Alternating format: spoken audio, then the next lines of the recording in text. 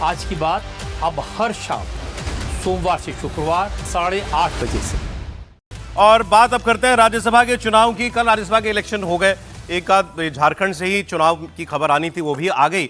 और झारखंड में राज्यसभा चुनाव के नतीजों से कांग्रेस पार्टी को झटका लगा और महागठबंधन में दरार खुल करके चौड़ी होकर के दिखाई देने लगी। झारखंड में बीजेपी ने हारी बाजी जीत ली, या यूं कहें ये बाजी हमेशा से ही वो जीती हुई थी। बीजेपी समर्थित परिमल नथवानी, उन्होंने कांग्रेस के प्रणब झा को हरा दिया, चुनाव जीत लिया। चुनाव के बाद कांग्रेस और आरजेडी अब आमने सामने हैं। कांग्रेस पार्टी कह रही है कि आरजेडी जैसे सहयोगियों ने चुनाव में हमें दगा किया, हम पे धोखा दिया, जिसकी वजह से हम चुनाव हारे। नाम लेके कहा जा रहा है। आरजेडी ने भी पलटवार किया। आरजेडी का कहना है कि कांग्रेस पार्टी अपने विधायकों को संभाल नहीं पाती, कांग्रेस को उन्हीं के विधायकों ने धोखा दिया, हमारे लोगों ने धोखा नहीं दिया। झारखंड में 2 सीटें थीं, 2 सीटों के लिए कैंडिडेट मैदान में थे 3, 2 महागठबंधन की ओर से और एक निर्दलीय जिनका समर्थन किया हुआ था बीजेपी ने। महागठबंधन को 2 सीट जीतने के लिए 56 वोट की जरूरत थी और 56 वोट थे, लेकिन वोटिंग में खेल हो गया। महागठबंधन के 5 विधायकों ने दिल की आवाज सुन ली और वोटिंग कर दी। जेएमएम के उम्मीदवार को जरूरत से ज्यादा 2 वोट दिलाए गए, 3 वोट रद्द हो गए और नतीजा यह हुआ कि कांग्रेस के प्रणब झा हार गए। थोड़ा सा आपको इसका मैथ्स बताता हूं मैं, क्योंकि ये जो हुआ है ये कांग्रेस पार्टी को बहुत खल रहा है। जैसा मैंने आपको पहले बताया कि इनके पास नंबर्स पूरे थे, 28 चाहिए एक सीट के लिए, इनके पास पूरे 56 वोट थे। अब हुआ क्या वो देखिए आप। कांग्रेस पार्टी जेएमएम के 34 विधायक हैं, उन्होंने 28 से पहले अपना उम्मीदवार जितवाया, ठीक, लेकिन उसको 2 वोट फालतू दिलवाए कि कहीं ऊंच नीच ना हो जाए, एक आधा वोट कहीं कुछ गलत ना हो जाए, तो 2 वोट वहां एक्स्ट्रा चले गए, तो हो गए 30। इनके पास बचे 4 वोट। कांग्रेस पार्टी के पास अपने 16 थे, आरजेडी के 4 थे और सीपीआई-एमएल के 2 थे, 26। इस लिहाज से भी अगर देखें तो 16 हो गए ना, 16 और 4 20 और 26 वोट पढ़ने चाहिए थे ना कांग्रेस पार्टी को। पढ़े कितने? 20 वोट। कहां गए बाकी 6? वो बाकी 6 वोट जिसमें आरजेडी के 4 हैं और सीपीआई-एमएल के 2 हैं, ये कहां गए?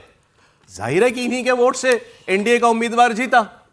तो यही बात हो रही है और आरजेडी कह रही है हमारे वोट पूरे पड़ गए, कांग्रेस कह रही है कि हमको अपने और जेएमएम के वोट पूरे मिले। तो ये धोखा किसने किया? आरजेडी ने और सीपीआई-एमएल ने धोखा किया। समीर जी, का बड़ा इंटरेस्टिंग वाकया हुआ। चुनाव परिणाम आ गया, बैजनाथ राम जी जीत गए, वो खुशी से फूले नहीं समा रहे थे। प्रणब झा साहब हार गए, उनका चेहरा उतरा हुआ था। रात को हेमंत सोरेन जी के घर पर बैठे हुए मुख्यमंत्री के आवास पे। तो वहाँ जो कांग्रेस ने अपना पोलिंग एजेंट जहाँ जिनको बनाया था, जो प्रभारी है के राजू, वो वहाँ पर गए और दीपंकर भट्टाचार्य माले के वहाँ पर गए। और आरजेडी ने अपने 4 विधायक क्रॉस वोटिंग न करे, इसके लिए उन्होंने वहाँ पर अपना पोलिंग एजेंट जो बनाया था भोला यादव को, जो कि महासचिव है, उनको बनाया था। सबसे विश्वास लोगों को कहा था कि देखना जब वोटिंग के समय वोट डालते तो दिखाया जाता है अपने आपके पोलिंग एजेंट को कि क्रॉस वोटिंग की नहीं है। वहाँ बैठे हुए तो हेमंत सोरेन ने पूछा कि भाई कैसे हारे?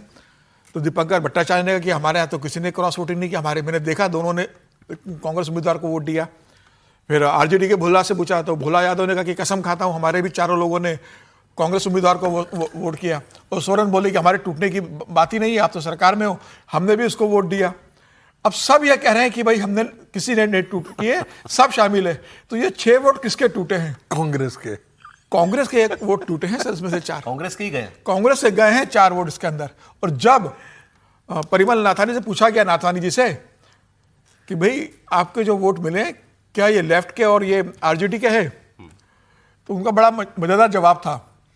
उसने कहा मैं बड़ा खिलाड़ी हूं, बड़ी पार्टी में हाथ डालता हूं। नाथवानी जी ने बोला तो ये कांग्रेस के वोट टूटे हैं, लेकिन कांग्रेस ठीकरा फोड़ रही है छोटे दलों के ऊपर। और वो दोनों कह रहे हैं कि भाई हम तो गंगा जल हाथ में लेकर कहने को तैयार है, कांग्रेस विधायक कह के दे, तो कांग्रेस विधायक तैयार नहीं हो रहे उसके लिए। कांग्रेस के साथ ही क्यों हो रहा है? वैसे बाय द वे, हाँ अच्छा याद आ गया मेरे को, कर्नाटका में एमएलसी इलेक्शन में बीजेपी ने क्रॉस वोटिंग कर दी है। लेकिन सवाल राज्यसभा का है भाई। राज्यसभा बहुत बड़ी चीज है, वो एक सीट जोड़ने की बात है और वहां ये काम हो रहा है। त्रिपाठी जी, धोखा किसने दिया? कौन है हमजा?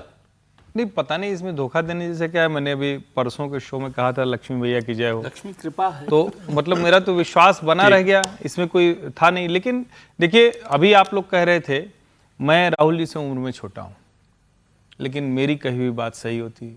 राहुल जी अपने राज्यसभा वाले को नहीं जान पाते कि फिर गलत हो गई। वो मतलब कहीं तो भ्रम टूटे। और ये पहले से दिख रहा था परिमल नाथवानी के राष्ट्रीय जनता दल में, कांग्रेस में और स्वयं हेमंत सोरेन से बहुत अच्छे रिश्ते हैं। वो अगर, चूंकि इसीलिए वो निर्दलीय गए, भाजपा समर्थित भले हो गए, लेकिन पहले दिन से तय था कि अगर जेएमएम का प्रत्याशी नहीं होगा तो नहीं जीतेंगे।